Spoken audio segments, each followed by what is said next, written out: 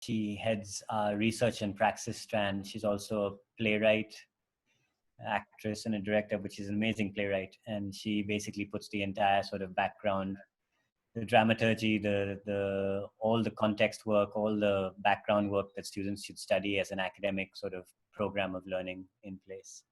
Hi, Ira. I sense this is going to be quite casual. That's great. Mm-hmm. Ira, that's Drew and Aiden. They're from the Institute of Arts, Barcelona. Hi. Hey. Hi. We're also going to be joined, I think, by my friend Daniel Goldman, who runs Tangram Theatre Company out of London. Oh, great. He used to also be the artistic director of a festival called Casa in London, which was a Latin American theatre festival. But there's this beautiful play at the Arcola that just happened called Thebe's Land. Daniel was the director of that. Are we expecting Felipe? Felipe had said he was coming, and then I just got a chat saying, please record the session because I've been called into something. I'm beginning to understand how you guys in bigger institutions work, because there's Felipe first was like, listen, I'm not sure I can come and do a talk because LaSalle has told me that we can't collaborate right now, find new partners. And then he was like, no, I've worked it around because, this is an individual thing and I'm allowed to do individual things. And I was like, okay, great. Yeah. Aidan, you know Philip, don't you? Yeah, we met in Canterbury about 10 years ago now. We did a workshop together. So Aiden, you're going to have to be a little louder over there because I'm just... Sorry. Yeah, I met Felipe just through a workshop we did together. He was, I think, doing his PhD in Canterbury, and there was a workshop we did with Reina Mareshka. That was, when was that? 2008, maybe?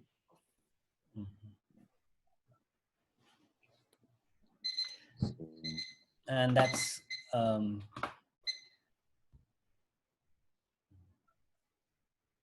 That's Kali. You're on mute. Hi. Nice to meet you, everyone. Hi, Drew. Hi, Aiden. Hi there.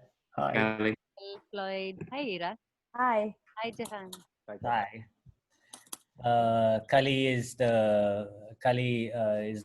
So Ira leads the research and praxis pedagogy. Kali leads all the performance and theatre making pedagogy at the school. And helps program all the faculty in, because we work with a lot of part-time people. So in order to create a trajectory, she's the one who holds the thread and carries it forward with all the performance faculty. And that is the amazing Madhu Nataraj. Hi, Madhu. Madhu runs STEM out of Bangalore. She's also on a fellowship with me. We're both members of something called the Aspen Fellowship. But she's a dancer and a choreographer, and just a whole worth looking up because I can't do her justice. Madhu, that's Drew and Aiden. Hi. And, Hi. Yeah. Madhu, you've started rehearsals in Bangalore? We had started, Jahan, and we just went into another lockdown yesterday, which is for 8 days, but might go into maybe another 2 weeks. We don't know. So we're rehearsing on Zoom now. Okay.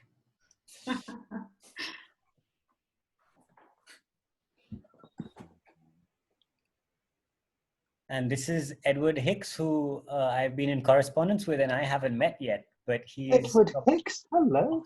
Oxford School of Drama. Of course. Really good.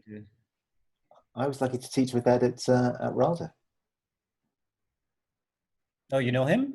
Yeah, of course. Oh, brilliant.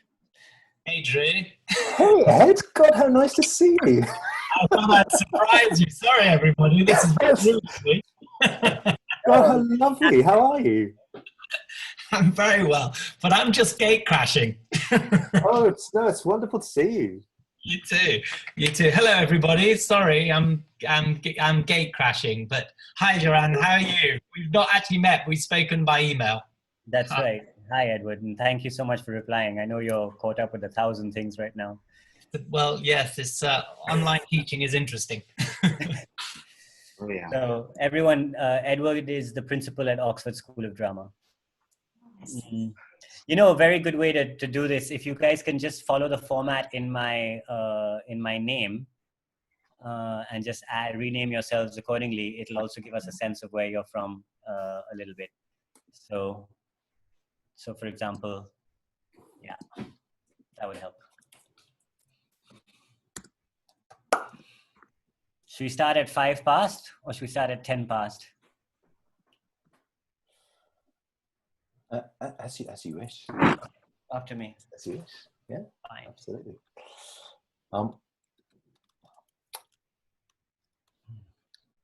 Ed, have you finished term yet? No, we went online and then extended the term into the summer. Yeah. So that we could bring the students back for as much face-to-face as we could do with social distancing. So that's what we're in the middle of now. So we've got 3 more weeks. Oh, so the students are actually in the room with you at the moment? Yeah, kind of. looking out over them now. So that we're lucky we're all on the ground floor. So we put up lots of marquees and there's lots of outdoor performances, which we've only just been told you can now do. So we will have an audience, but it'll be like reduced to 50. Yeah. But yeah, just trying to get the students through all the work. But Yeah. but the online's worked out. That's been really interesting. Actually, some of it has been very successful. Yeah. But how's it where you all are? So you're in Spain. Everyone else is in Mumbai. How's it been for everybody else? I think a challenge. But you're right. There's a whole bunch of exciting benefits that have come from it. I think we're lucky, certainly in Spain, because our term finished a month or so ago. We finished at the end of May. So really, there was no opportunity for us to do any face-to-face, and we went completely online. And so we've just been planning kind of now, right the way through to then hopefully going face-to-face from mid-September. But I would say face-to-face, it'll be blended, of course. Yeah. And Jehan, for you when did you finish? We sent our students home on the 18th of March and have only seen them online since then. And there's been all kinds of issues from the stringentness of the lockdown to the digital accessibility of some of them, because one of them, for example, lives in quite a rural area of Karnataka, quite inner India, sort of. And just sending a reminder to the faculty to just come in because we're going to start. We have 19 registrations, by the way. Great. So it'll be good for them to come. Okay, so yeah, and so we had finished everything online. So they did 3/4 of their training person.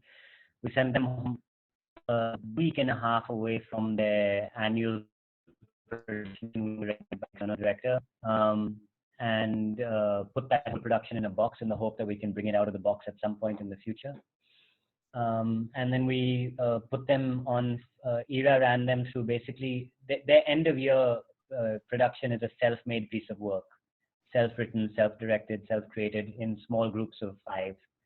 And so they did all of the conceptualization, scripting, thinking, all online. And in the meantime, Kali programmed an entire sort of semester of online training for them with different faculty from across the globe that just sort of, we started off for it to be just sort of morale boosting because that's what they needed at the time, but then we got into some kind of a pedagogy eventually.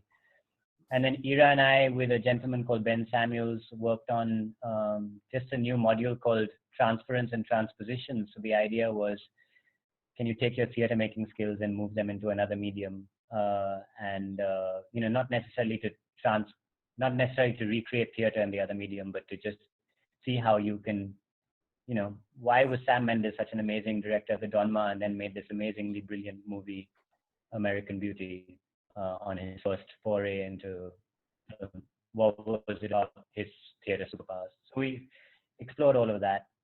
And the rest of the time has just been really existential and lots of back and forth between Kali, Ira, and me in particular about what kind of new semester do we have. We aren't in your position, Drew, yet. We haven't promised anything to the future batch quite yet, but we're about to make some promises. And part of the reason for these conversations from our point of view is to just see how other people are thinking about it. So Ed, it would be really lovely if you could come and tell the Oxford School of Drama story in a couple of weeks if you're up for it. Yeah, I am. I'm not, our end of term is the day that you suggested, so maybe early August would be better. But yeah, absolutely, because I'm going to have to sort of come and go. I'm going to sort of keep the sound going so I can hear the conversation because I'm really interested to know what everyone's up to. But yeah, I'm more than happy to do something. Absolutely, we'll find a day. Promise. Okay, not a problem. Okay. So, and Lauren Lauren who's over there, since we're such a small group right now. And we will move this quickly to a much more conversational thing, given the size of this group. But Lauren is also an alumni from the drama school and is currently helping me research for my curation for the global faculty project in terms of who all we're bringing in. I've got good news. In August, we're getting Citi, which is the New York company that works with Suzuki and Viewpoint. I'm really excited about that as well.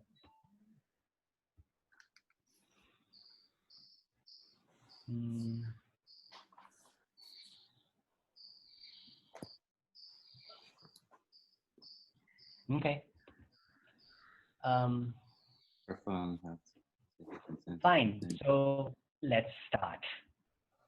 I think we should start. Yeah. Just because this silence is sort of like.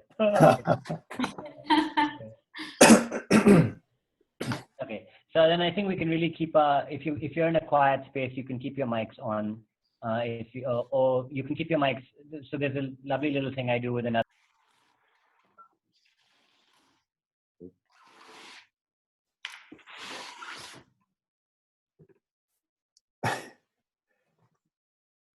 Jehan.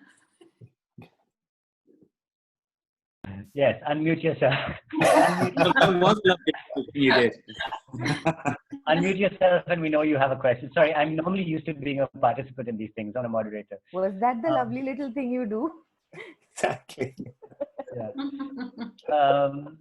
Okay, so the welcome everyone. The format, I think, is basically 15 minutes of opening remarks by Drew, accompanied by Aiden. Drew and Aiden are from the Institute of Arts in Barcelona, and Drew is the head of acting over there. He's worked with, he trained at RADA. He then went on to do the same course that I did, except now I find out 5 years later, because I was in the first cohort. I was part of the crash test dummies of the Birkbeck MFA in theater direction. And Drew was in the 6th cohort.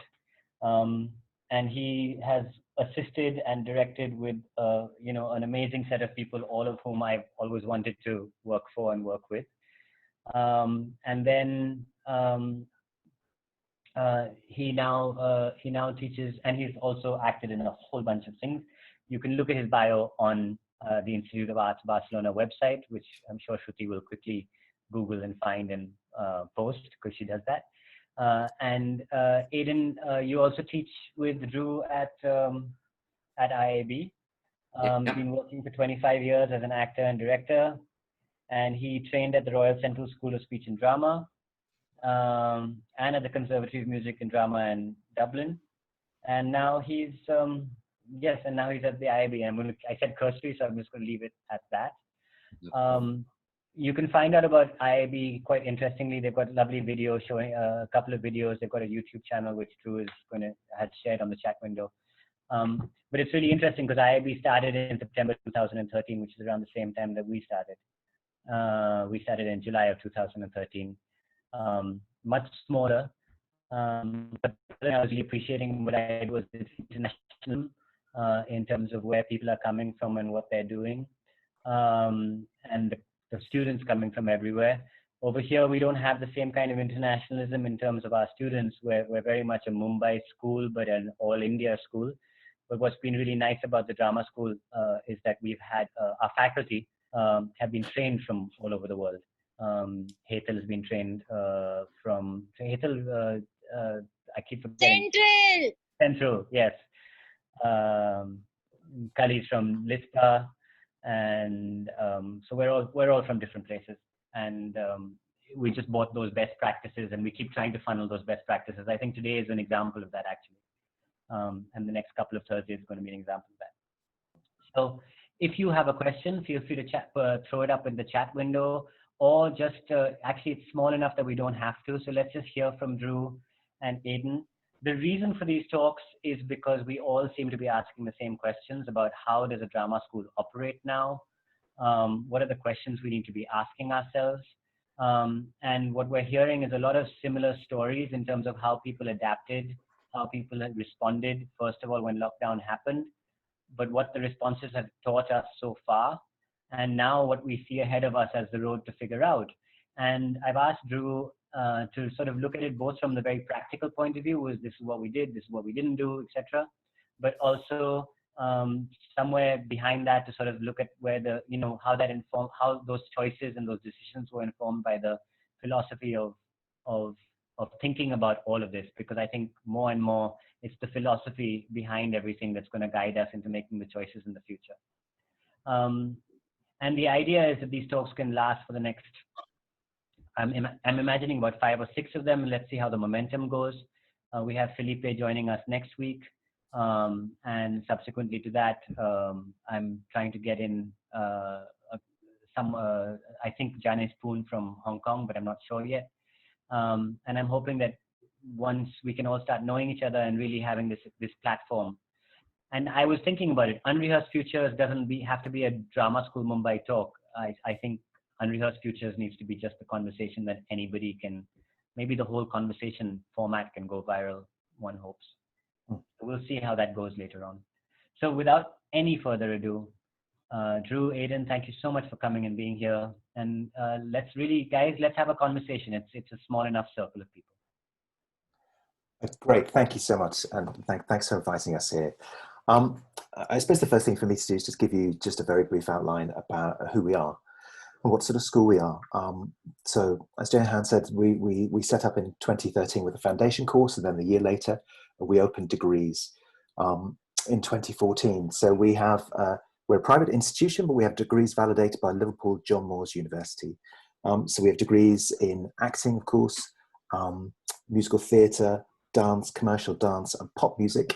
Then with foundation courses that exist in dance, singing, and musical theatre, and then acting masters and dance masters.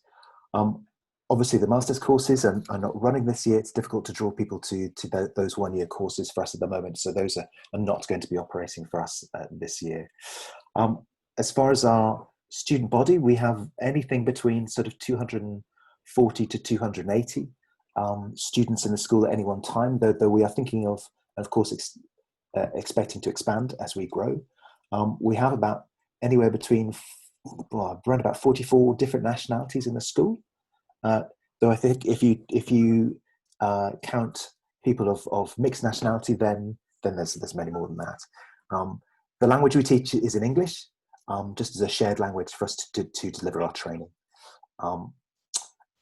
I suppose in some senses the idea of the school, what was it, certainly for acting, is to deliver English language training for the students, then to give them access to operate within the English speaking world.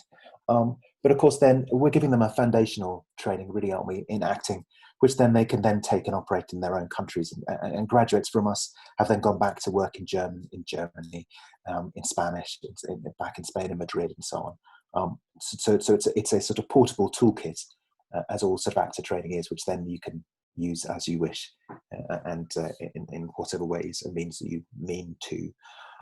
Certainly for the acting course, very much it's a practical acting training. So in that sense, we are giving them very in-depth actor training with the expectation, very much like the British Conservatoire sector, to go out and work in the industry immediately. So not necessarily to get further training in that, you're ready to go. So after 3 years, out in the industry, ready to go. So in that sense, I suppose the sort of spine of the training very much comes from the vocational conservatoire training sector. I mean, I myself trained at RADA, and then I went back and I was lucky to actually to work with Ed at RADA. Before then I came out here. So it's very much got that sort of spine to it. But of course we exist in the university sector too. So of course we are training students within that framework and also giving them the opportunities to then progress their training as well and to go on to master's courses as well. And many of our students and graduates have done that already. Talking about our physical locations, we're just south of Barcelona, so about 30 minutes on the train south of Barcelona, but we are lucky to have a lot of space, and that's very unusual for a lot of drama schools. And so of course, some of the things I'm going to be talking about how we're going to work around in the future fit our spaces. And we have big studios, big dance and acting studios, so in that sense, some of the guidance that we've got about how to put people into rooms and how many people to put in rooms, it kind of works easier for us because we've got big spaces. Also because we're not right in the center of a big metropolitan area, we're in a small town south of Barcelona. We've also got the opportunity to go and work outside. And of course we're in Spain, so the climate is pretty good, though January and February are pretty rainy and drizzly, but nevertheless, we've got opportunities to work outside, of course. As far as our story, really, we locked down almost the same time as you, actually. It was a difficult moment in March. I think we all probably found it. All of our students had been away for a couple of weeks previously on a reading week, and many students had travelled to Italy and had travelled to many other hotspots. And so sort of tracking them and actually finding out that they'd gone there was quite difficult. And some of them didn't want to tell us.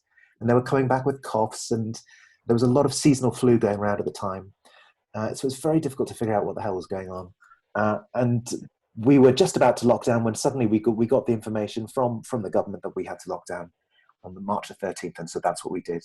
And the school has not been open since. For us as a faculty, that then led, and I'm sure it was similar to you, to 2 frantic weeks of planning, thinking how are we going to deliver the rest of this program, not just for the year, but for that term. So we probably took a week or so off for us to get into a right headspace to then restart it. And actually, instead, at the same time, many of our students just packed up and left. So the majority of teaching that happened then for the summer term was teaching online to students all over the world. And of course, then we had many students who were across in the States, some on the West Coast of America too, and the time difference then was challenging. And I'm sure Aidan can talk about that in his particular projects. Rehearsing with students who were waking up at 5 o'clock in the morning or 6 in the morning was a challenge. For us, as far as, obviously, the first thing was crisis management. So how do we get through it? How do we deliver the learning? And for us, as far as the university, it was how do we get the assessments done? So we then had to figure out how could we transfer all of the assessments online, because they had to be done online. We were quite lucky, even the practical assessments, Liverpool were very happy for us to do them recorded, or to get the students to record their work. And so in that sense, many of the performances that were meant to happen, for instance, we were meant to have a chamber performance for our level 5 or year 2 voice students who were meant to then deliver in a performance on stage, a song, a political monologue, a monologue of their choice connected to a theme that would tie the whole thing together, a letter. They could then all do those in their own spaces. They record the whole thing as a performance, not just individual chunks of it, but the whole thing together, and then submit that, and that was taken as their assessments. As far as then performances, well, then we had to figure out what to do with our performances. And of course, like everybody else, we found Zoom, and then we just immediately came and started working on Zoom. What we found there was, well, actually, let me give you the parameters of what we were thinking about for summer term, because these were our conversations during Easter. It was very important for us to deliver a training to the students that didn't feel like it was a huge diminishment or a huge step back from the amount of training they had before. So actually the amount of hours that we delivered to them, we felt that we needed to give them a very similar amount of hours and a very similar timetable too. I suppose in one sense, I'm saying that we're a private institution, so we didn't want anybody to think that they were not getting their money's worth. So we really needed to make the students feel that they were getting their money's worth. So in some senses, we really needed to bombard them with work for them to feel that they had plenty to do. There were many things that we, that's also then to do with the way that we frame it, because then, of course, you've got to frame it as an opportunity, as something for us to explore, a different means to deliver the work that we're doing, but also a way for them to upskill themselves, or skill themselves in things that they were not expecting to learn. So certainly, as far as us then working online, as far as camera work, as far as the technical ability to be able to then record yourself and the skills to be able to record yourself, all of the students, of course, become incredibly proficient at that now, much more so than the teachers. They're much quicker to pick it up than we are, that's for sure. And so they've got a lot more skills in that than ordinarily they would in our training, and that's actually been a very beneficial thing. Of course, then the students, particularly our third year and our final year students, we were 1 week away from doing our showcase. So our showcase event was a live event which we'd invited a whole bunch of agents from around the world to come and join us. We'd even paid them to come and join us. So the students, our final year students, were expected to be put in front of the industry. And that, of course, then was taken away from them. But of course, then what we had to do is we had to move the whole thing online. So what we did is we recorded the showcase and recorded material. And again, it was a very similar format. So we were recording monologues and duologues. They were recording themselves. And again, obviously the equipment that people have, even just on their phones these days, is of significant and good enough quality to make good recordings of themselves. And of course, then we also had a technician who was around then to tutor them individually as to how to get the settings on their equipment to the best capabilities to make the recording as good as possible. And also then how to create a space that was a creative and workspace as well. So how to deaden the echo if they had a particular echo space, how to record themselves. So we made sure we got the work as for the showcases good enough quality as we could, and then we put the whole thing together into a showcase film, and then we set up an IAB acting YouTube channel, and then we live streamed that recorded event on the IAB channel. For the third years, for those final years, what was interesting is that actually suddenly the whole world went online, as we know, and suddenly casting directors and agents suddenly went online and said, we don't want the final year students to feel bad about this, that they're missing opportunities, so we are opening our books to people. So then suddenly our students actually had access to people and direct access to people in a way that they never had before. Because actually, finally, the world and the industry was listening. I suppose what I have heard conversely from that is that actually a lot of casting directors and agents who made the offers to look at people's material have then subsequently been bombarded with people saying, you didn't look at my material. And so that offer has turned into something quite difficult for some of them, actually. I mean, they've received some very bad reviews because they haven't replied to people. So you can understand the sentiment behind it, of course, but it's been a difficult thing for them to fulfill. Nevertheless, we managed to get actually into people's view much more than we ordinarily would have done, being tucked away in Spain. And so in that sense, our third years have benefited in one way. And it took them a while to see that, but I think they were finally seeing that. Dropping back into the other years, into the first and second years, of course, our first years had a huge program of movement, of voice, of singing, of dance, of professional studies, and then, of course, then a project that they were working on with Aidan, which is a production of The Lower Depths by Maxim Gorky, all of which hadn't even started rehearsal yet, which then needed to work and happen during the summer term. I'm going to briefly talk about the things other than that particular acting thing and the acting project, and I'll hand that to Aidan so you can describe that work that you did. As far as dance and movement, then our teachers immediately then put up online exercise routines and Pilates routines and dance routines and choreographic routines, which they then expected the students to learn and then recreate. And so then the students were then having a mix of online classes with the teachers, where they were going through routines and being taught choreography. And then the assessments that were then given back to them, so they were then to record some sequences that they then either had to choose themselves or choreograph themselves. And that was really depending on their level. So for instance, the final year students were choreographing stuff completely themselves. The first year students were repeating sequences. and taping that themselves. As far as singing went online. As far as voice went completely online. And I suppose one of the things that I'm sure everybody's experienced here is some senses, it's actually easier to get people's attention in a large group when you have everybody in gallery view on Zoom. You can actually see everybody. And what's really interesting is that everybody's in their own personal space. Of course, they need to turn that into a creative working environment. So it needs to be an environment that they feel comfortable working in. So you know, it's good for them not to be disturbed. It's good for them to feel that they can raise their voice and speak loudly without feeling maybe embarrassed about it, because maybe they're in a house or they're with other people. So they need to find a good working environment. But if they found that environment, actually, what we found was actually our ability to be able to communicate very directly with students and give them very direct feedback was in some senses enhanced. And our ability then to have one-to-one FaceTime, a lot of our students said then in feedback that they'd really appreciated this term in some senses, because ironically, we had more face-to-face time with them working on Zoom.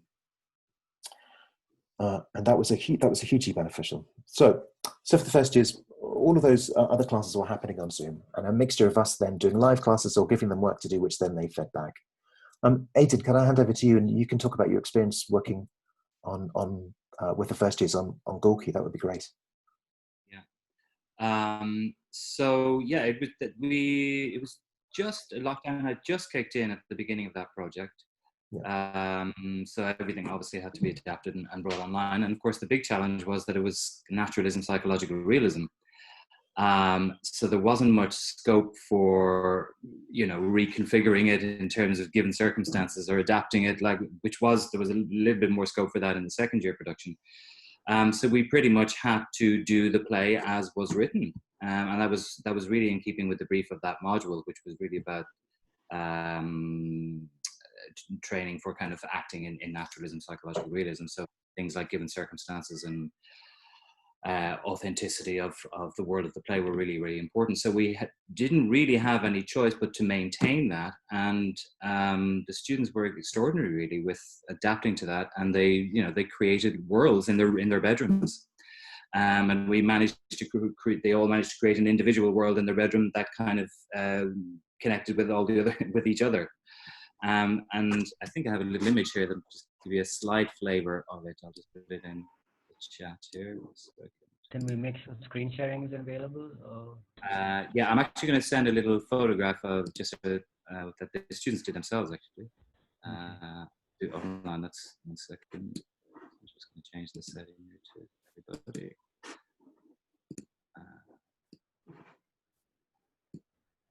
Yeah, it's on its way. So yeah, big pros and cons to it. I guess, interestingly, that the challenges were very often more to do with time zones and tech problems and Wi-Fi issues. But in terms of the pedagogy itself and the teaching and learning, really no major issues. And I certainly don't think the students were in any way shortchanged, and I don't think they felt they were. As Drew said, they got a huge amount of contact time, face-to-face contact with me. They were very, very supported. And I think one of the really important features that came out was the whole difference in group dynamics. So that students that might have been the shyer or more retiring students in a group situation, in a face-to-face group situation, were the ones that came forward in this situation. And a lot of those students really excelled, because just by virtue of the fact that we were in their own domestic spaces, and felt more confident and became extremely creative in ways that we hadn't seen up to that point. So that was really interesting. Interesting challenges with the whole idea of the medium. Students thinking that they were doing screen acting when they weren't. Zoom, what became very clear to me is that Zoom is not screen acting. For a number of reasons. First of all, I think one of the most significant is that the camera is stationary. The camera doesn't move. So it took a long time for the students to understand that they still had to physically embody what they were doing in a way that they were still storytellers. It wasn't a screen medium in that there was no movement of camera or directing of montage from the outside. So that the story steps, it was like a piece of live theater still, in that they had to do the storytelling. They had to articulate. They had to work with the space and the environment etc. So a lot of the first early stages of rehearsal was just getting them back from the camera, and encouraging them to create an environment for themselves in the rooms they were in, and that they could use the whole room, not just Head and Shoulders. So the first couple of weeks was just getting away from Head and Shoulders acting, and that was really interesting. And then, of course, within that, being in their own domestic environments, another challenge was for them to make the familiar strange, which was that, you know, their bedrooms, which they've been born and raised in and spent all their lives in, they had to turn that into, you know, a homeless shelter in, you know, turn of the century Russia. And that was interesting. And just getting them out of that, not being over familiar with the rooms they were in, the spaces they were in, was finding ways to make that environment less familiar. So that was also really interesting. Anything else? The level of engagement was phenomenal. You know, for the first couple of weeks, I was going, God, you know, I was saying to Drew, God, it's amazing. They're really up for this. They're being really engaged. And then I was like, duh, of course they are. They have nothing else to do, you know? And so you really do have a captive audience or a captive student, because they're really hungry for it. And that was really interesting. They're just dying for there's just so little distraction. So the level of engagement was really, really high. They were very, very proactive, really, really engaged. Anything else? Just the time zone, the international thing was a struggle. We had a student in Tanzania who her Wi-Fi kept cutting out. She was having power cuts all the time. We had a student in Seattle who was up at 4 or 5 in the morning and had a part-time job that she had to go to, and was trying to do all this at the same time. So there were a couple of challenges like that, but pretty minor, really. But all in all, we ended up with a reasonably, you know, cohesive and coherent piece of performance, ensemble performance, with that really felt like they were all in the same space, which was extraordinary considering that there were many of them were thousands of miles away from each other.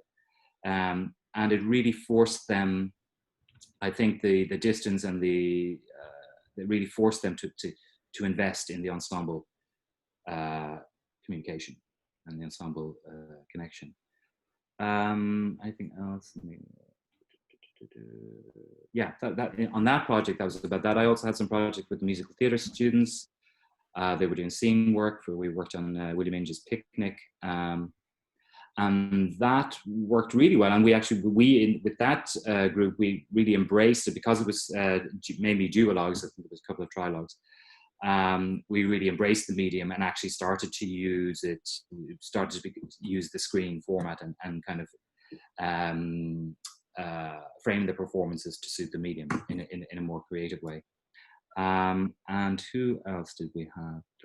The master students were working on what was meant to be an ensemble project, but then became and had been rehearsed partially before the lockdown as a face-to-face ensemble project that then became a series of 8 individual short films, where they took the solo material that they were using that was meant to be marched together as an ensemble piece, and we just made them as independent films. And that was really interesting because they were films, and they were really encouraged to make them as films with beginning, middles, and ends. They weren't just monologues to camera. There was a lot of physical work, there was song work. So they were quite interdisciplinary in terms of their approach, and very much treated them as self-made films. And some of the work that came out of that was lovely. But overall, there was no sense at the end of it all that the students had been shortchanged or that they'd gotten anything less.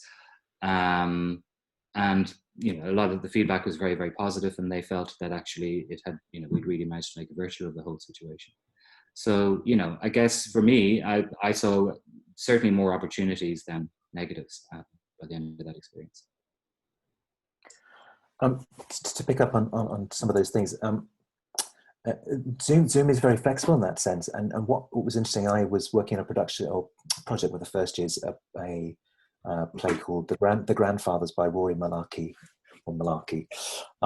and of course then we played with the format. So we were doing some scenes in gallery view and then some in speaker view. And then when we were doing it in speaker view, then that was about then us finding the right eye lines for people in the group to be able to talk to each other as if we were being filmed. So in some senses, your relationship to this camera can change. And that was very interesting with the students being able to sort of learn that vocabulary themselves. That was a challenge, and sometimes very technical, but also then for them to incorporate that into performance was a very good challenge for our first year students, and really sort of interesting for them. For the second years, they were doing a production of 12 Angry Men, which naturally transferred onto this very well, onto Zoom very well. And then they just logged in and then did the whole thing online. And we then live streamed that. So they're actually performing live as we streamed it, which was a really good thing for them. So they got that performance opportunity, they got that audience. And so they still had that adrenaline buzz. They still had that experience. And that was really, really useful for them. For our third year students, we were meant to be touring a children's show. And of course, that was impossible. So what we then did was we made all the students individually, there were 13 of them, find a fairy story that they wanted to tell themselves. And they then, over the course of 5 or 6 weeks, created a short film of that fairy story, which they would then film themselves, or then film out and about, or with some other students if they were living with them. But halfway through that, we created a storytelling event. So we created a few days where we invited a whole bunch of children, and they would then have to tell the stories live. So they still got that experience of telling something live. And to mix that storytelling experience then with filmmaking was a really nice enhancement to that project, actually. So that worked very, very well. For us then going forwards, so our planning. We've promised our students we're opening in September. And September the 14th is the date of our first induction. And that may have been slightly foolish, but there we are. So I was speaking to Aidan just now, and it's good just sharing it with everybody. Of course, we have to make it worthwhile for our students coming back. It's not like they all live in Barcelona and they're just taking the train down to Sitges. Many of them are traveling many thousands, maybe hundreds, but thousands of miles to come to us at great expense. So we obviously need to make it worth their while. That being said, still at least 50% of our delivery is going to have to be online. But we have to make the moments of them being here together count. I suppose the one thing that we did get from our students in the last term was the fact that, of course, they got all the teaching that they wanted, and they were very happy with that, but they didn't get the camaraderie. They didn't get the sharing time together. They didn't get that social space together where they could work together. I mean, of course, we were setting them tasks so they should rehearse online, but they didn't get that experience, and that they found that very difficult. So I'm hoping that experience of them physically being together is going to be an important thing for them. As far as planning, it changes every single day. So blended learning, so face-to-face and online. We're lucky, as I said, we've got big studios, but also we've got outdoor space. So going to be working in outdoor space too. The limitations that we currently have, though, it's interesting to hear updates that we're getting from the Catalan government every single day, is that, of course, we've got to limit the amount of people in studios. So the guidance I was given was 10 people per 70 meters squared. If we've got 150 meters squared, then we can have 15 to 20, but we wouldn't have that. I think we're going to limit our groups to anywhere between 10 and 14. Obviously, we need to make sure that these spaces are aerated. So we're expecting to limit our teaching time to 1 hour and 15 to 1 hour and 30 minutes, and then come out. And then the whole place has to be aerated for 15 minutes at least. Then if there's any physical activity that's been happening, then the floors need to be cleaned. Any props and anything that we've been doing needs to be cleaned. As far as working with the students, perhaps I maybe foolishly thought, yes. In all that, contact is not a possibility? So actual physical contact with each other? No. No. You're No. right.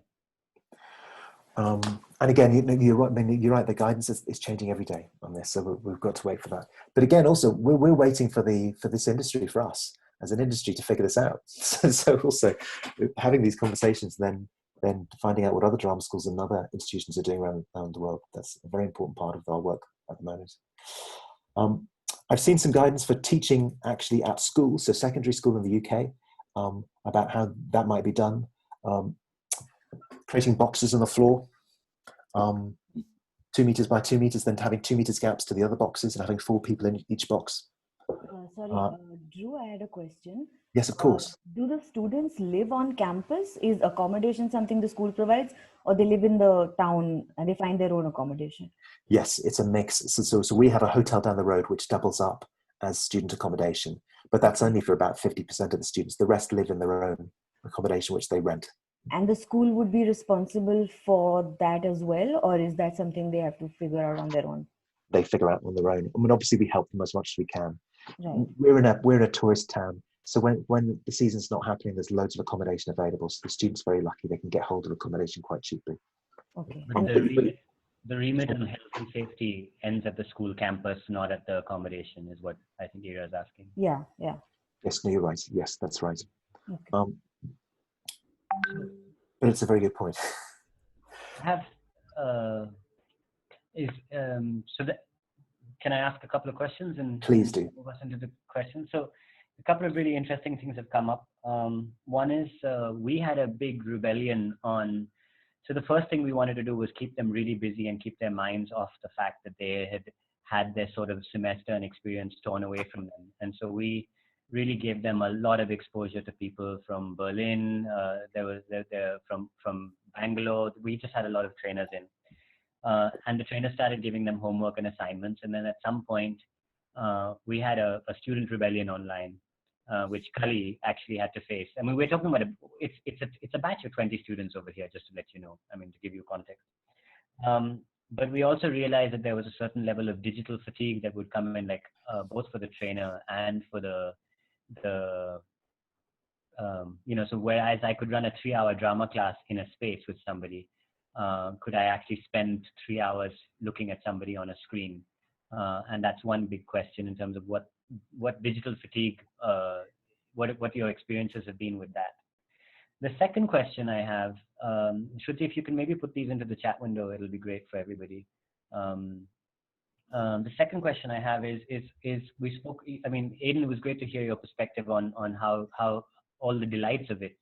And Drew, you seem to have suggested that many teachers sort of managed to move their work online quite easily and with pleasant surprises along the way. But what were their responses? I mean, like, especially to the idea of now suddenly teaching in the absence of presence. I mean, I think this is going to be a big theme. And how are the teachers responding and solving for that? That aspect of it. And these are two sort of key questions that that are immediately coming to me. The third was really very interesting because we're about to go and embark on that with Amy Russell, who's coming in to teach a 2-week workshop, open workshop to the Indian sort of theatre community that we're hosting, which is called Rewilding Your Living Room. And it's just about this idea, and I would just love to know what did you mean in a bit more detail when you said make the familiar strange, and how did you go about helping the students sort of figure out how to do that? Sorry, I'm just going to hammer these questions out, and of course, if anybody else has questions, now's the time to sort of throw them in, or maybe not. And I don't know. We'll forgive me. I'm also figuring this out as we go along.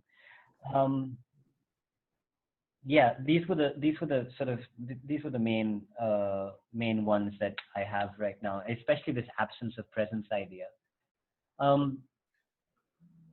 That's for now. Let's work there. Well, we can start with digital fatigue. You're absolutely right. It's exhausting. And whereas you may be quite excited about it for the first week or so, when 2 or 3 or 4 weeks get in, then you suddenly realize that you're actually really exhausted. I think, Aidan, you were rehearsing 3 hours a day. Was that right? 3 hours a day, which is about the maximum. Well, it depends. Sometimes it was more, but on that project it was 3 hours. But then sometimes I had other projects running the same day. I think the most I was doing at any, I think there was 1 or 2 days where I did almost 9 hours on Zoom, which was insane.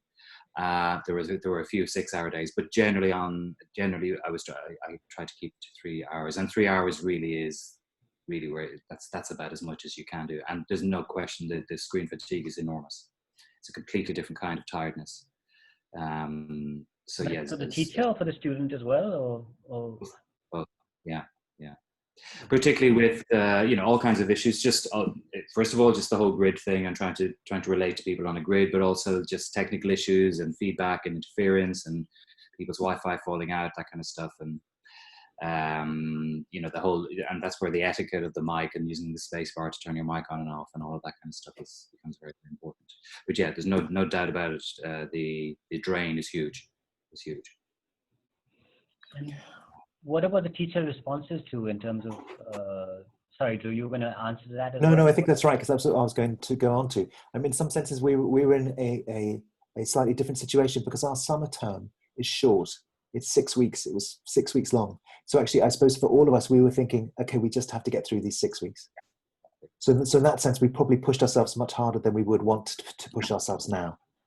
Yes. Because we just really felt the burden just to get it done and get them finished and have positive solutions to all of these things and get them out the door. So then we could regroup in the summer. I suppose this is probably one of the reasons why we've committed to doing face-to-face teaching as well as online teaching. Also for us as well to work against this fatigue, because we know it is really draining. We're better to manage it now, and we'll be managing it much easier because we'll be then mixing classes face-to-face or outside with online, so it shouldn't be so draining, and we should all be more familiar with the medium too now, so there won't be any pressure because we'll understand it and we'll have experienced it. And also maybe for us as teachers, then we won't be necessarily doing so much sort of live work, but we'll be giving more project work. Or maybe seeing people in small groups. Yeah. Kind of follow on to that question. I mean, like we're talking about, you're talking about a place where you can reconvene in September with the current guidelines, but the situation on the ground keeps changing. I'm sure someone joined it about, how you were trying to see what needed to be taught and how much can go digital, and now having to think, well, let's start with complete digital teaching and then see what can be brought into the present space. And that seems to be now the mindset change, which is the latest sort of screenshot of your brain at the moment, of your planning brain. And it comes back to this, because I think Kali and I and Ira were just literally last week having a conversation about a complete digital semester to start with, October to March maybe. Right now, the latest thing that I heard is that we're going to peak over here in October, November. So then it really tells us that there is no chance of reconvening. Have you thought of that particular scenario where maybe September is not an option to you and you have to go completely digital? And in that case, what have your thoughts been of how you would go about building an acting program? We would, we definitely thought about that, and things are changing every single day. And in Catalonia, we're having little local lockdowns and so on. And it seems to me that they're desperate to keep the place open for the summer because that's where Spain makes most of its money. But then as soon as the summer's over, we may go back into lockdown, which then, of course, is then when we're starting term. So you're absolutely right. We have to all have plans B, C, D, E, and F. And in many senses, you're right. I'm being wildly optimistic at the moment, but I think you're absolutely right. I think we've got to plan to put everything online for a term. We can reconfigure our modules, so we can put right at the beginning of the year the modules that maybe work better online, or certainly the modules, professional studies, modules that are much more to do with theory, much more to do with lecture based, ones that are much more project based. We can reconfigure the year for that, and then try and save up more practical work for the back end of the year, for the back end of the academic year. So next summer, if we possibly can. Nothing in the realm of performance going online? Oh, of course. Yes, absolutely. But I think this is a conversation that we're going to continue having, because our students have tried to performance online. They've had a go at it, and we're going to have to try and make a new version of that now. And if they think that we're coming back into, okay, we're just going to do another play online now, well, they've done that.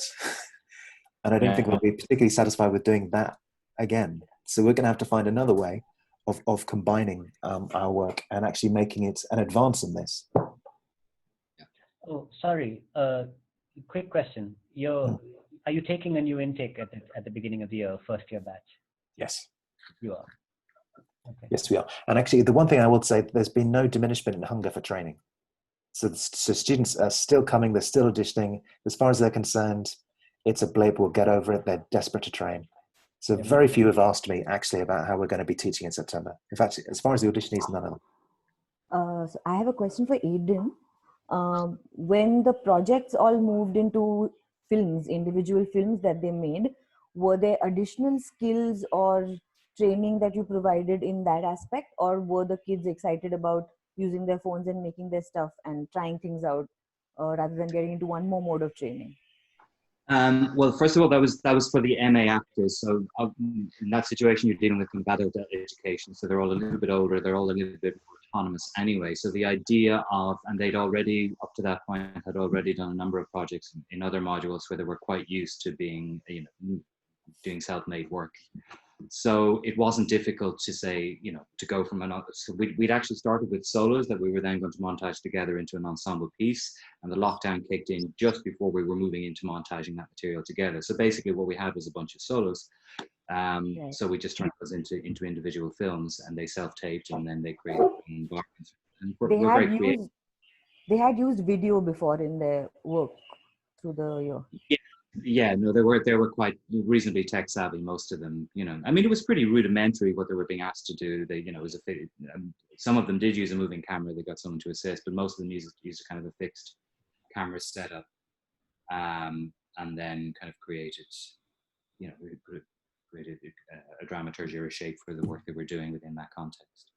And most of the work, and I guided them along the way. So I had kind of face-to-face kind of tutorials with them along the way, where they would send me drafts and I would make suggestions, etc., etc. And that's how we worked with that. And with the previous batch, was there this sense that finally everything is going to come back into a live performing medium? Because also a lot of the conversation we're hearing is, and I'm showing you all the pessimistic stuff right now because I feel like we have to respond to that as well. But and this could be, I mean, at this point in time, obviously, everybody please understand my questions to Drew and Aidan aren't because they have the comprehensive answers to this. And you know, we're all hazarding guesses. We're all, you know, if we leave this conversation today with just better articulated questions, we've already taken a step in the right direction. So their attitude, coming back to this, I mean, their attitude is the idea that theater is coming back. We're training for the live performing medium, but what if it isn't, or because one of the questions I got in the previous thing, which I shared, but I'll share with you guys here to think about, is if we're training them for acting in the live medium, and the live medium is not there, then do we have a purpose as a drama school, and what are we taking their money for? What are we asking them to do? What are our responsibilities and obligations to them in that time? Do we still go on and say, yes, theater is eventually coming back one day and therefore we're training them for theater, or do we have to reconceive what we're teaching them? Well, so if just to jump in, we're not just teaching them theatre. Yeah. And they get so many graduate skills out of this training. So in that sense, that they're gaining so much from this training. Yes, of course, we're thinking that theatre is coming back. We don't necessarily need it to come back in the same shape. With this training anyway, we're training them to have an acting technique that is portable, that can move into any medium, and then also can be the foundation for all their creative work too. So in that sense, we're not fortune tellers. We don't know what's happening in the future, and we have no right to deny them their desire to train. We can just give them the best that we possibly can. And also just try and frame it in a way that, of course, we understand there are certain limitations to what we do, but there are many benefits that we can discover too. And then also when we can get back into face-to-face training, then we give them that experience as much as we possibly can. Aidan, what's your...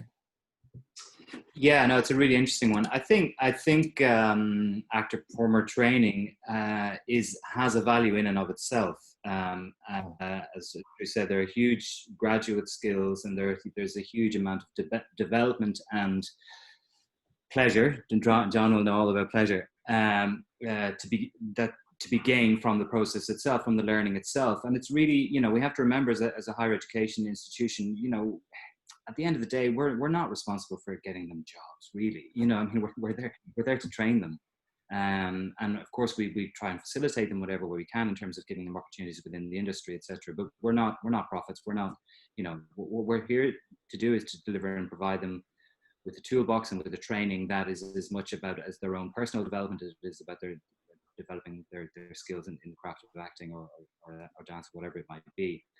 And I don't know, Drew, what do you think about this? I think the students gain a lot of value from that in and of itself. And then where it leads them is secondary. Maybe that becomes more relevant in third year when we get into showcase stuff and things like that. But up to that point, I don't know,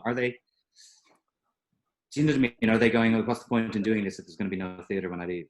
I don't know. I don't know if they are thinking like that. No, well, I have to say, to be honest, the majority of students that come in haven't seen much theatre. Yeah, exactly. I mean, they haven't seen much, and we spend most of the time trying to tell them how valuable and good it is. So actually, I don't think that's a problem. But also, then, I mean, I think we all just have to think of ourselves of what we did. We've all done post training. I mean, I trained at RADA in the 1990s. It essentially trained me for 1950s repertory theatre in the UK. It trained me for a theatre that was already dead.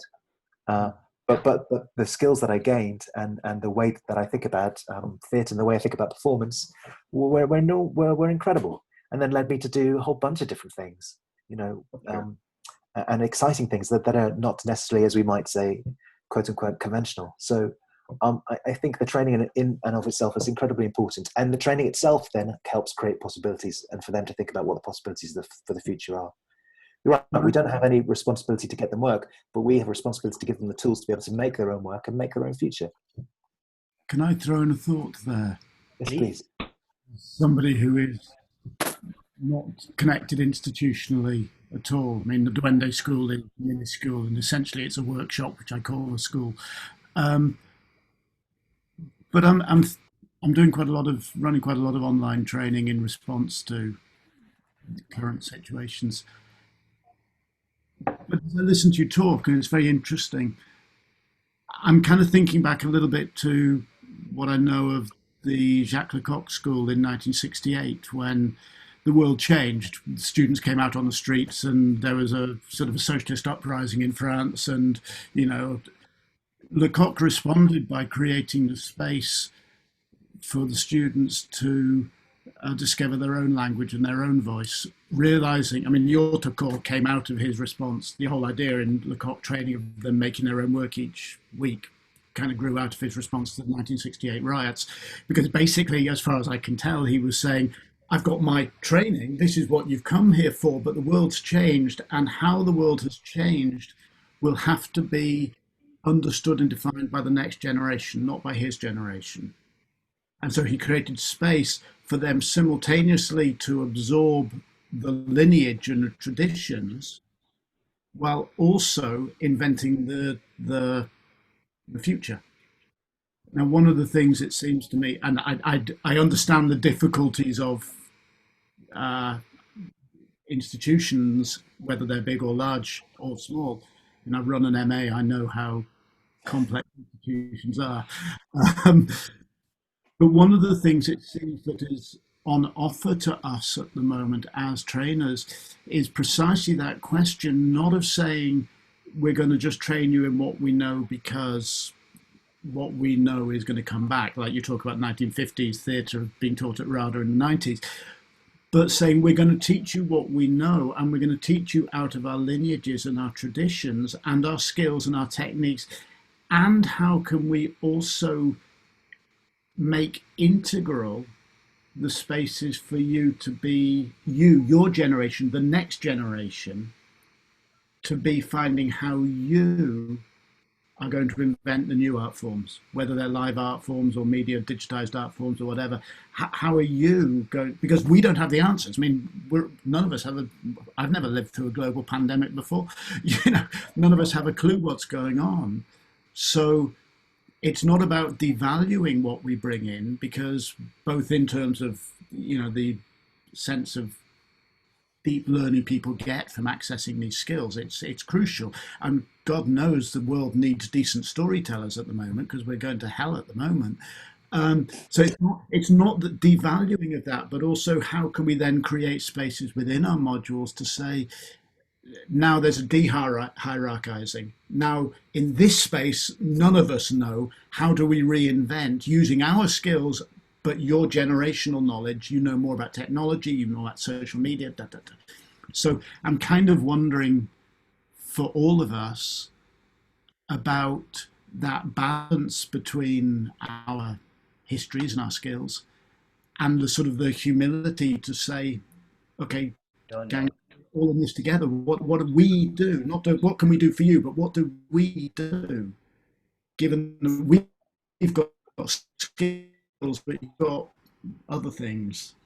And I mean, I don't know how that's possible in institutions. I'm finding it hard enough in my own work. My own work can be pretty flexible. I only have to have a week, I can have a workshop in my head and a week later be delivering it online. It's pretty simple these days in some ways.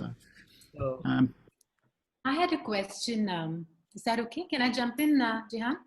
Yeah, just let me just, yes, you can, and you should. I'm just going to just a couple of things that came up in the chat window. Kali asked a question about, especially with students who have financial disparities, what thoughts you guys had. Like you had the example of the Tanzanian students, but what happens to digital access? And Lauren, who's also an alumni, sort of wondered if this is providing us an opportunity in your minds to make online learning more accessible to across language and class barriers. And then Madhu Madhu, you're going to ask the same question that you were put in the chat window? Okay. Madhu also had a question in the chat window, but which is there for you to read, but it is about the idea that suddenly this creates a window into our rehearsal process, almost like we could keep our rehearsal process accessible to other people. And, do you think the virtual space allows us to birth a movement where studios and artists can offer this glimpse into their process? Was one of Madhu's questions. Madhu runs a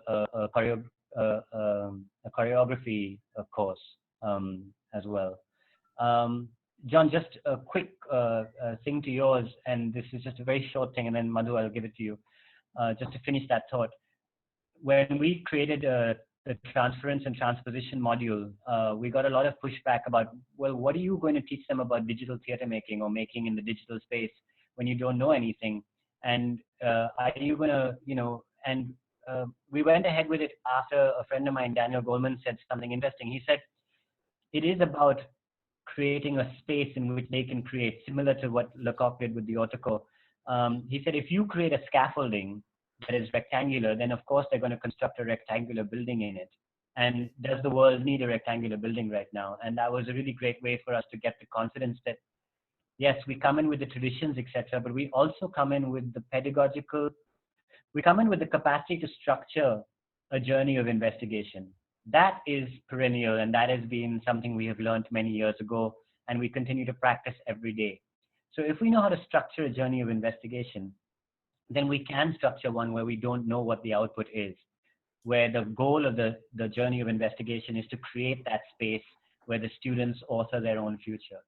And so that's just, I just wanted to put a wrap on that thought. Just say, well, we should never know what the goal is. It's always a surprise, surely. Yeah, exactly. Yes. And just to respond to John, you're right. We need to give space for them to create the new future. Absolutely, within modules and within universities and with validation and so on. You're right. It's a challenge. It's a challenge for us to find that space. But yes, we need to find that space. I suppose. And also, you're absolutely right. Then we get students then telling us, well, what are you going to teach us? And how's our money being spent? So it's a very difficult juggling act. That's for sure. Yeah. Madhu? Yeah.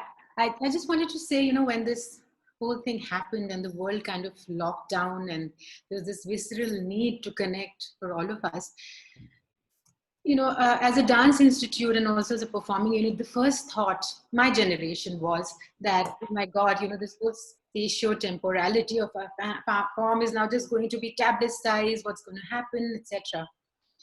But the next generation, and the one younger than that too, who study with us, were completely okay with it. It was us who had to sort of catch up and create modules and create more technology-friendly sort of teaching aids to keep up, because they were okay with it. They were fine with it. There was never a question about, oh, when can I come back to the studio or whatever. In fact, a suggestion came up that when we do open, whenever that is, one thought that we'd already opened, we're already in another lockdown, in this sort of chaos being the eye of the storm, and we don't know whether it's going to be January, February, December. But people are saying, why don't we just have 4 classes in the space and 4 classes online, like forever? And imagine like the carbon footprint we'd be bringing down as its dance school itself, My question to you was, also I just wanted to say that we've had to add on subjects that we've never had before. they were a small part of production design, like we would teach them. We have an Institute of Choreography, which we used to be a university course for 3 years, which we condensed to 1-year course now, and we're rebirthing it as a hybrid blended learning course. And also Institute for Kathak and Contemporary Dance, which has about 200 students. And we in fact started getting more students the moment it turned online. But the choreography course had to be changed into a mentorship. And I just wanted to say one last thing, which is that we had to include a course now for dance for camera, because it's a completely different ball game. Because the moment this happened, there were dancers all over the net performing, you know, absolutely different levels of quality, etc. So we've added that. So my question to you was, I don't know, as a community of teachers and practitioners, is there some sort of module? We've created something called the Riyaz Kit for iteration, for them to practice. Have you all had to invest time, energy, resources into creating completely new modules, which probably are going to become future teaching aids too? Just briefly to answer that, we can create new modules, of course, but they would then be enhancements to the program that we give already. And our program, being validated by Liverpool John Moores University, is fixed. We cannot change it. And so within it, we have a module specification, which we get validated every 5 years. And that's a framework within which we then create our teaching and create the specifics of what we want to do each year. The good thing, bad thing about them is that they're quite prescriptive in some senses, but also they're quite open as well. So we can sort of work within them. It's like a game where we can understand how to work within, and we can add and enhance the things that we particularly need that time, though there isn't as much flexibility as we might want to give. And of course, then every single extra thing that we add then is about money, and we have to deliver the things that are validated. So the money goes to that first. And then the extra skills, then the money goes to that. But you're right, we have to respond to what's happening now. So we've got to think in a different way about that. Can I ask, just to follow on to that, because I think in Madhu's question and in your response about John Moores and the framework you have to work within, so the modules that are there with John Moores is the what that you need to teach.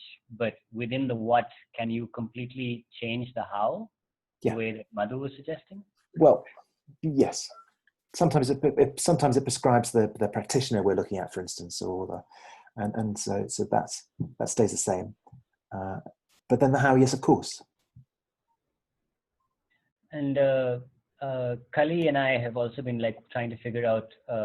I don't know, Aiden, maybe you have more insight into this or thoughts on this, but I'd love to hear from anyone. But we're trying to figure out, like, acting is fine. We think we can get a certain amount of foundation performance work that you learn embodied within yourself as an individual online and in this medium. But what happens to ensemble work? What happens to, Kali, feel free to ask this question yourself, by the way. What happens to theater making? I mean, we're a theater making school. We have the Lecoq haute œuvre in our system. You can see me boiling from the inside. Go for it, yes. No, it's just that for me, it's a constant question. What do we do about ensemble theater making? How do we teach devising online to a group? I haven't figured that out. We had an interesting, scenario, in answer to what Kali and Jehan was saying. So we've been rehearsing alone. Of course, we practice. This process of isolation, etc., has made us look deeper into our intent for why we dance. But also, we've been rehearsing together on Zoom. And what happened is, when we opened up, we got a performance opportunity, and we had to record the performance and send it to the UK for an international conference. So when the dancers met the first time for rehearsal, they had completely got so used to just dancing for themselves. There was no performative quality, It was like, because it's like we're all sitting inside this spaceship and talking, right? And so we had to start going back and revisiting focus exercises. But what really worked, those moments when there's synchronization, it was perfect. it was almost like time took over space in some sense, you know, in the bodies, the rhythm that we've all sort of adapting to. And also, because there is a lot of contact work in our performance, and we managed to, it was like people were just waiting to touch each other, you know, there was this need. So the chemistry between the dancers was perfect. And within a week, we shut down again. So I don't know when we're going to have the privilege to do that. There's a very, Hetal, will you put words to this question? Because I think it's... Yes. So my question is for almost everyone, but Aidan, I was wondering that while you were working with the students, precisely MA, I believe, who are well versed to an extent to what they're doing and the situation out there, I am wondering, as a pedagogue, I know that they received your work very well with a very positive attitude, but as a pedagogue, how much were you able to spot the shift that you intended or that you wanted for them? Or what was the scene when you were receiving things? I want to know that story from you.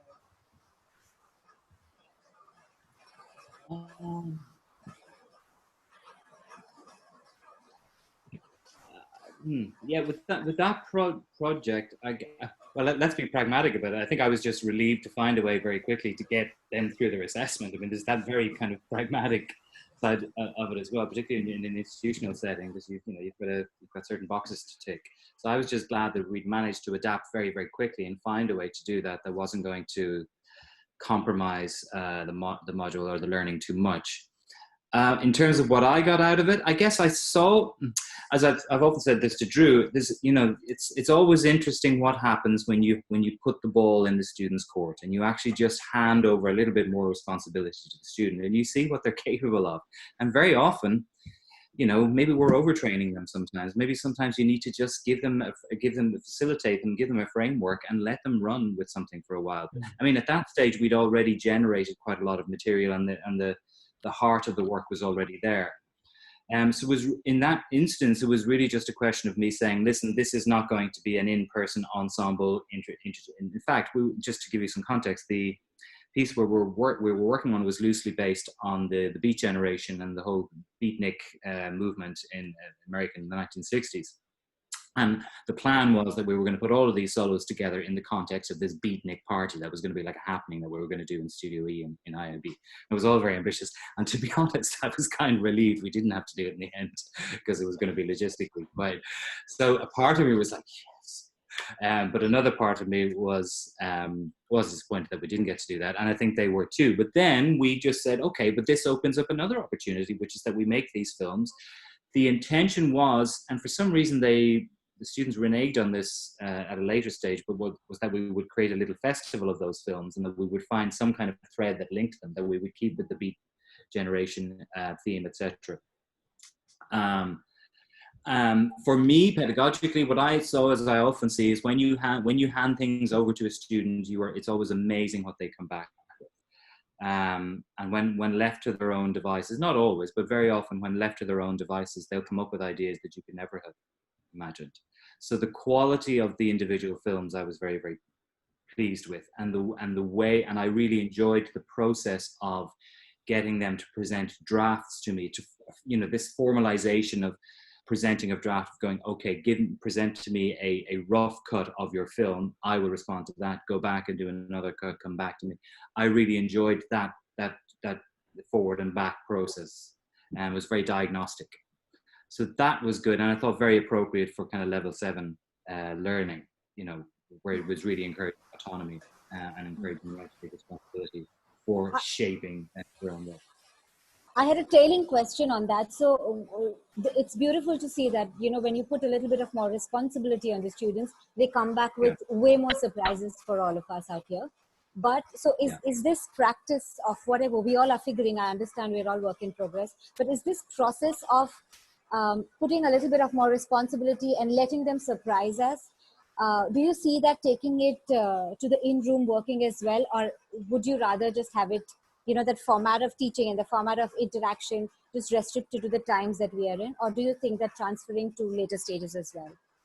I think it's a good, no, I think it's a good modus for, particularly for level 7, for MA level. I think it's a really, really I personally think it's a very productive, and that diagnostic mode of teaching is very, very productive. And really, I think what level 7 should be about, because you are, I mean, really you are looking for Right. grade Right. students level. In undergrad is different. I think first, second year, you know, level 4, 5, 4 and 5 particularly, is a different thing. I don't think they're ready for it. Although you can still introduce little elements of that. Right. But certainly for level 7, I think. Right. Thank you so much, Aidan. Problem. I could just say I think we definitely will bring it in, and to undergraduate too. I think that there was definitely some real movement there. They have opportunities anyway within the module structure for us here, but I think we can definitely do more with that. We sometimes have.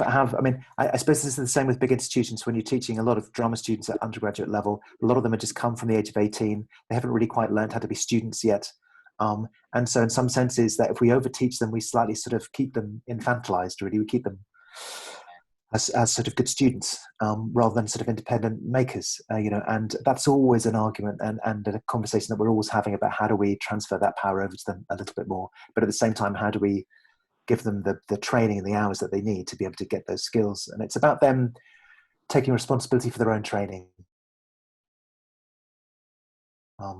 You know, and really wanting, you know, and I suppose we're quite lucky because students are kind of seeking us out and traveling internationally to come to us.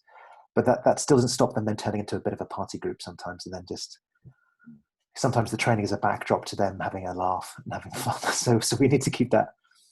We need to keep them as independent learners, and we need to keep them engaged with that. That's always a conversation. But there's definitely more we can do, and I think you're absolutely right. We're definitely going to take this learning on, and when we go back into full face-to-face, we're still going to be handing responsibility back to them. I think that's absolutely right. Okay, we've come on to an hour, guys, and I know that I would like to have a further conversation around a couple of things. One was what you guys think about the democratization that can happen with digital accessibility, because that seems to be a question that's come up in the group. I think that Madhu's story about, you know, lockdowns happening, rules changing, suddenly realizing you don't have things that you thought you might have available, and everything changing almost in a real time, you know, nature. I think my biggest story has always been of the last 3 weeks thinking about this is actually one between Kali and me, which was just this story of almost exasperation, where if the future planning is completely denied, the ability to plan for the future has been physically denied to us, then how do we plan in the present? How do we design pedagogy that is very present and immediate and responsive, knowing that, you know, plan A, B, C, D, E, F, G, H, and I, J is happening, right? So that's the second question. And there was a third one, which is I kind of curious about how you felt the quality of assessment changed when you had to move all your assessments online, the way you assess somebody in the room, because this also pertains to how we're going to audition students for our incoming cohort. We've never, you know, in past years when people said, can we do a Skype audition, we would frown upon it. And we didn't ever feel like the Skype audition did that person justice in comparison to all the other people we'd seen, you know, from behind a desk 5 feet away, you know, 15 feet away from us. So these are the questions I have. Can I recommend that we all take literally a 2 to 3 minute quick break, so that we can all just sort of stretch and whatever, and come back and maybe spend 20 to 30 minutes more on a conversation and a wrap for the day? Yeah, great. For everyone? Yeah? Okay, so I'll see you all back in exactly 3 minutes. Okay.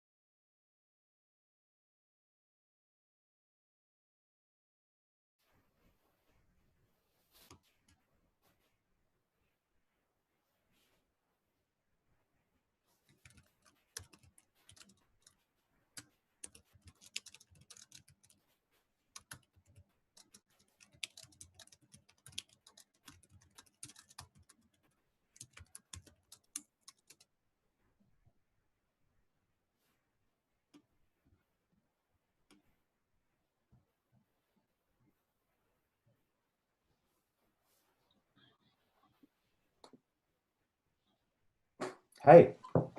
Hi. Hi. So here's an interesting question that came from Alan, who said he can't make the session, but this is a question he wanted to ask. And I think it's a really great question. So we've got the question on digital accessibility. We've got the question of assessments. We've got the question on the quality of assessing online in relation to assessments and auditions, I guess.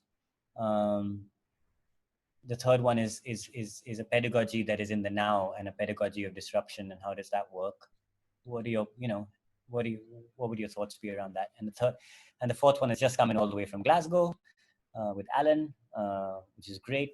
I had my WhatsApp off this whole time. I didn't realize people were furiously talking to me on the side about this session. Can't make it, but I need to see the recording. I think everyone is genuinely excited, but I also think that everyone has got a fair share of zooming out and all of that happening.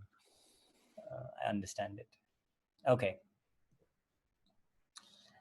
Are we all back? Show of hands, if not of faces. Yeah, I can. Yeah, so Madhu's here. Great, awesome, cool. So yeah, why don't we let's wrap up with the previous set of questions. Just on what are your thoughts about the democratization that happens, or the opportunities it presents with respect to what you've discovered at IIB? You talked about having courses being more. No, Madhu talked about having courses, more people wanting to sign up for courses. But is something similar happening with you guys, or how do you want to?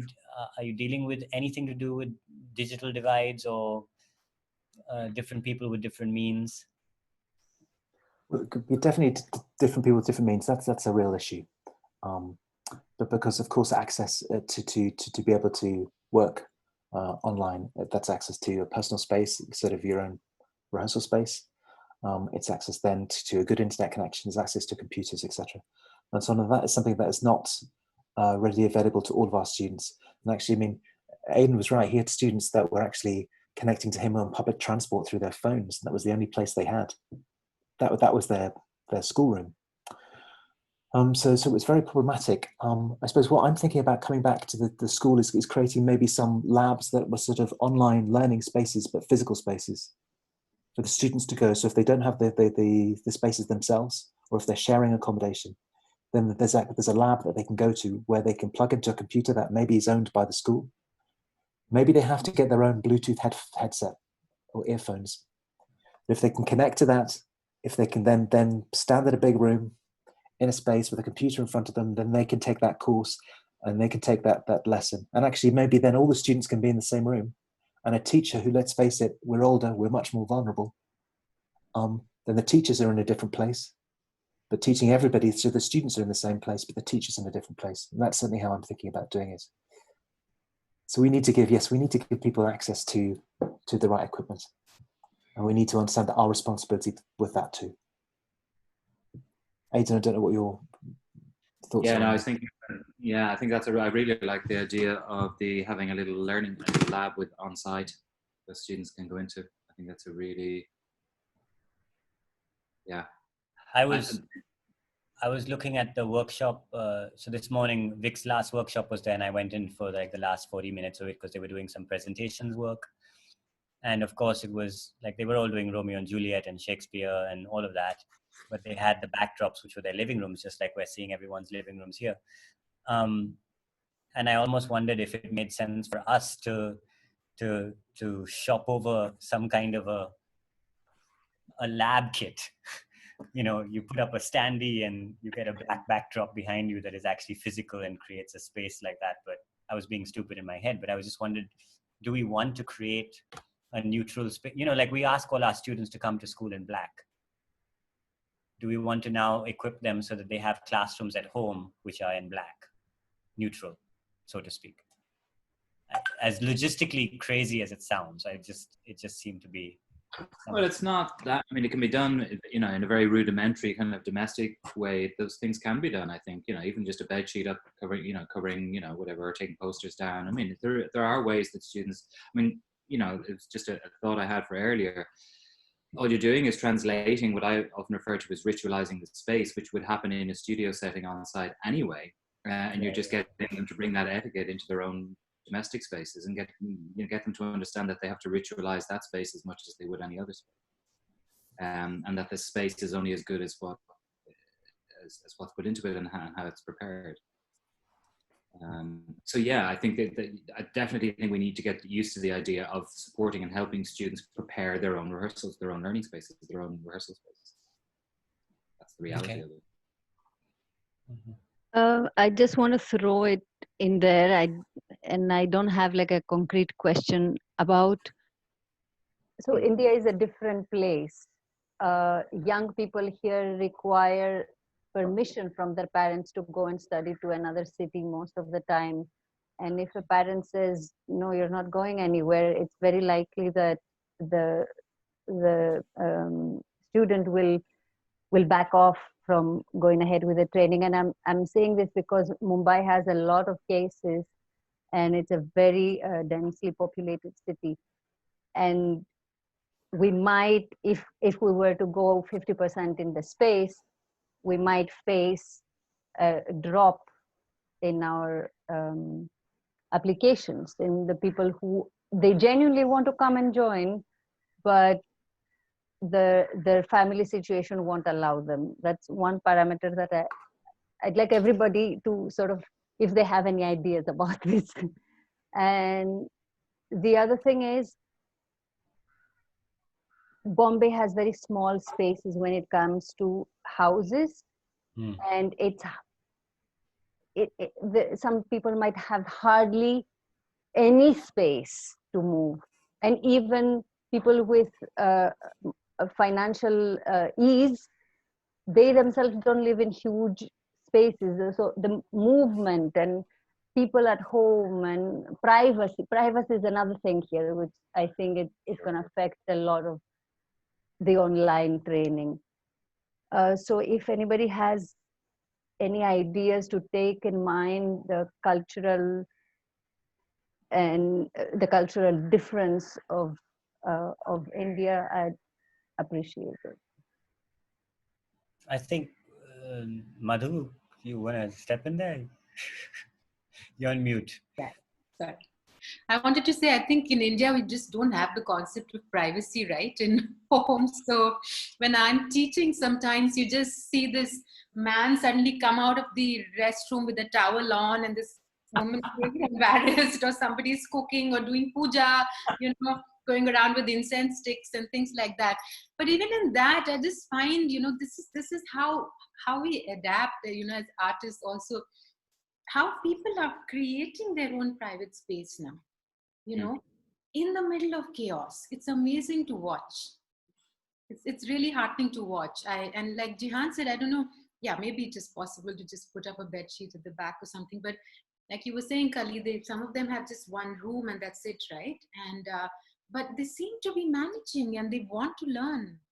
That's been my experience. Some of them didn't even have one room. Some of them lived in one room with their entire family. Correct.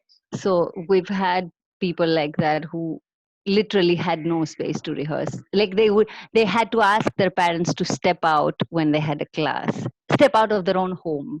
So I feel like this is unfair to people who want to study and having to deal with this kind of situation. So I'm trying to find a constructive solution. I think what you said is giving us just the idea that if we don't just have to solve for digital accessibility, we have to solve for the space in which one could potentially ritualize, like Aiden had, how do we prepare that home lab or the lab that they have to access? So if you're going to be on this course and we're going to put you on this course, we have to make that's an essential non-negotiable that we have to provide. I mean, like in the old situation for us at the drama school, we hired the Mumbai Marathi Sahitya Sangh and paid a whole bunch of money for it every month, right? Maybe we don't hire that space and we use that money to deploy it it's still in the students' fees, but we use that money to deploy it into the creation of different lab spaces that they can go to, which are minimal in terms of the risk that they would take in traveling to those spaces and back, or something like that. I mean, that's just I don't think we can find an answer to that beyond. Right now, what's important is we need to think about it, and that is for sure. And that is what I think we should take away from that at this point in time. I think there's no avoiding the reality at this point that we have to deal with the fact that certainly for the foreseeable 6 months, we have to be prepared as prepared as we can to teach through Zoom and online. That's been, in the last few days, that's become a really strong reality for me, is that it's not face to face and a bit of Zoom. I think it's probably more the other way, and I think it's more about making an event of the face to face. And building up to that event, but I think I think the reality that we're going to be teaching through these platforms, I think, is something we all have to accept, and I think we need to get creative within that. And I think there's another conversation to be had about that, in terms of not only about the students' setup and the students' environment and how they can ritualize their space, but also how the teacher can ritualize for example, no-brainer stuff. I mean, I was doing Zoom for 6 weeks, and it was only at the end that I started to realize, raise my computer, put it on a stand, on a box on top of the table, push the table back, and that completely transformed my teaching, because we're teaching acting, so I was embodied in the teaching, and it changed everything. So little things like that about how we actually said on both sides of the screen, both sides of the camera, how we set up those environments to be optimize those environments as much as we can to maximize the communication between student and teacher, I think, is really key.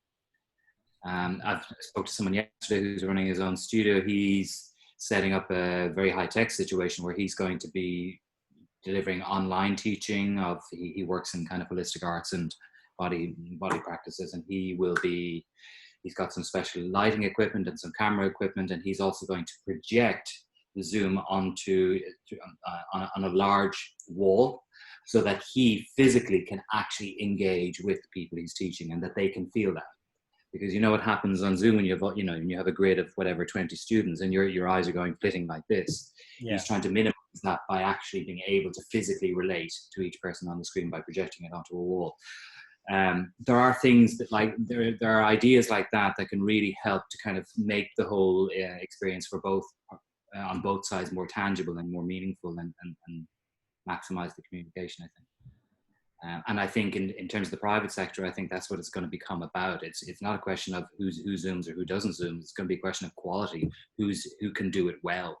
Who's being creative with Zoom in terms of teaching? Who's really, who can deliver really quality stuff, that it's not just, that we need to get out of this head and shoulders sitting high, this is your acting class, and we need to find other ways to use this medium, and be more creative and more dynamic with that. Can we, okay, this is, I'm personally interested in the whole pedagogy of the disruption and the presence and all, but I guess we can put that on hold right now. This is a really good question, especially for the acting teacher in you, Drew, and the acting teacher in you, Aiden, which is, how do you modify your deep teaching processes to ensure that the students stay somatically connected to their explorations and don't just fall back into the shallow habits of just doing? Exactly what I just said. That's exactly what that's about. It's about embodiment. It's about maximizing tacit and embodied knowledge, because and then Drew knows as well, so much of what happens in a room with students is unspoken. It's a nod, it's a gesture, it's an impulse, it's all of that stuff, and just recognizing that and trying to create an environment through this bizarre mediated digital thing where some of that can still be retained. And I think, like I said, the teacher themselves being able to move and stand as they're teaching, it helps. I think there's been more of a precedent for that in kind of in dance and online yoga training and stuff like that, where yoga practitioners, it's just a given that they have to demonstrate and they have to show things. So they I think are a little bit further on in terms of creating, in terms of managing their Zoom spaces for teaching. But I think us as acting teachers as well, it's not that we need to be jumping all around the place, but we need to feel that we can move. And that, you know, a gesture might say to a student, you know, on a screen might say far more than, you know, 20 sentences. Okay. Assessment, auditions, online, there's a quality change? Yeah, well, I can take auditions. I've been taking a lot of auditions recently. And the way we're doing, either we've been doing live events where I've been meeting somebody for half an hour and then seeing pieces and then having a conversation with them, or they've been sending in recorded pieces and then I've had an interview with them. My experience of auditioning people is that we find actors from all over the place and with very varying experiences. Some have done a lot, the majority of them have never done it before or have done very little before, but they have something inside them that tells them this is something they want to explore. And so much of the audition process is purely just meeting them and meeting a person and finding out whether they're willing to learn, whether they're open to learn, whether they are closed or have any preconceived ideas that are not going to be helpful, but whether we can create a useful dialogue. And if we can, then that's the number one thing. And then beyond that, then it's about them maybe looking at the skill that they have. So I haven't found it's hugely restrictive.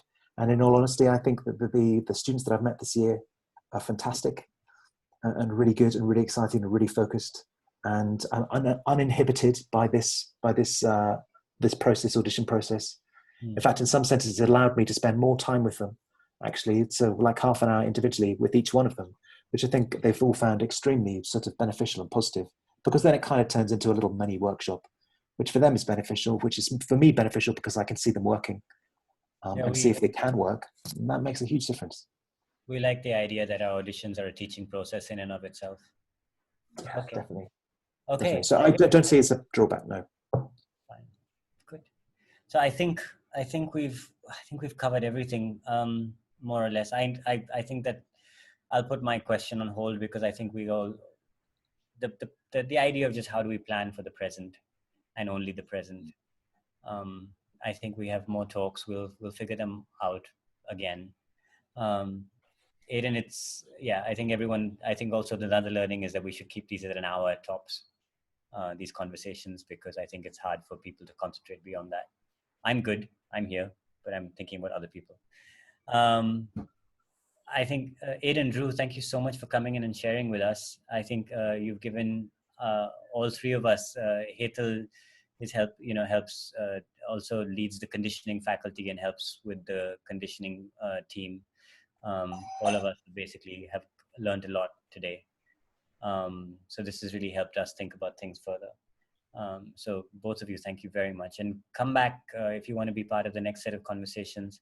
We'll definitely hook Ed in. It was such a delight to have him here. Such a delight to have John here. Thank you, Kali, for bringing him in. And I think that at the end of the day, if we suddenly have a collective of people building things together, it'll be good. Aiden, lovely to have made your acquaintance. Yeah, you too. It's a pleasure. Lovely to have met you all. It's fantastic. Yeah. Thank you both for being here. It means a lot to share, not the burden, but these questions with people who are just struggling with the same frustrations as we are, and it feels less isolated. Yeah, No, it's really great to have some of the stuff that one has been sort of jumbling about to hear it articulated and actually executed, and to hear that it's worked. Yeah. Yeah. No, I think it's and I wish you all the very, very best with going forward, and I hope you find creative solutions to these challenges. But yeah, I think it's very important that we all share our knowledge and experience. Absolutely. And sorry, just in the spirit of that, of course, any other further guidelines we get about how we teach and so on, I'll make sure that I pass that on so that we can pass it on for you guys. And also likewise, please send on stuff to us. I'm sorry, but the guidelines we're getting are all over, are not coming. Yeah. We don't trust our authors. Okay. I don't think it's too different for us as well. So yeah. We'll just have to try it out and see. Good. Yes. But maybe it would be lovely actually to revisit this conversation maybe in 6 months' time. Let alone the others, but back for just having then experienced maybe another term, we should get back together and talk again. I love it. So let's, I'm very keen that we all keep reconvening every Thursday as much as humanly possible. If that's possible. Aiden, you're welcome to come to any further talks. Just, if you just ping me on WhatsApp, I'll make sure you're on the list and everything. But yeah, and if I can get through these 4 or 5 right now, and then I think the 6-month idea is very good. Yeah. And Madhu also talked about like a global course to teach faculty how to teach in the new mediums. But Drew and I have been talking about global courses as well. So we will get something like that. Okay, great. Thank you all for coming and spending the time on this with me and helping us explore this jointly, because I've just feeling like all of these conversations are happening in my head, and I need to know that they're happening amongst people who can then come up with solutions together. Lovely. Lovely. Thank you so much. Thank you, guys. Thank you. Great to meet you. Really great to meet you. Thank you, everyone. Thank you. Bye. Bye.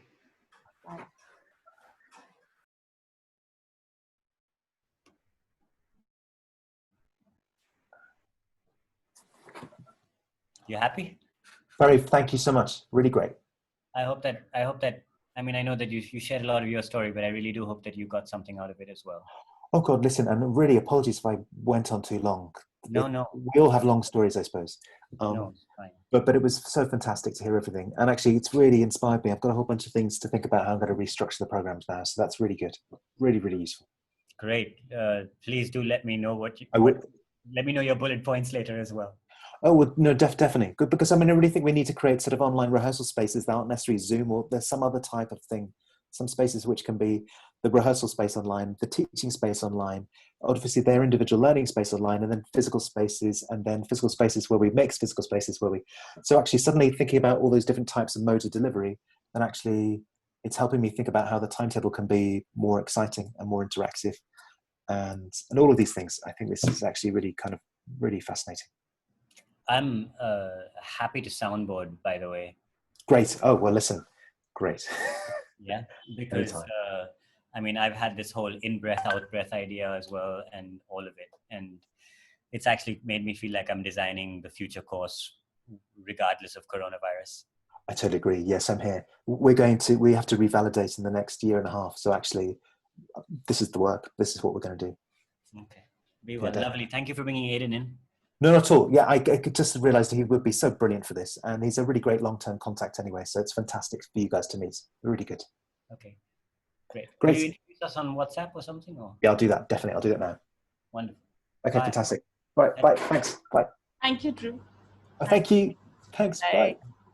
Bye. Copy paste the chat window and I'll share the entire recording and chat with you.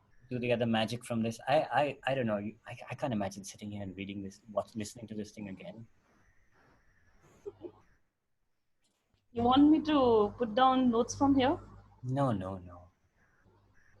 This is really about live and present, and whatever we remember from this, we remember from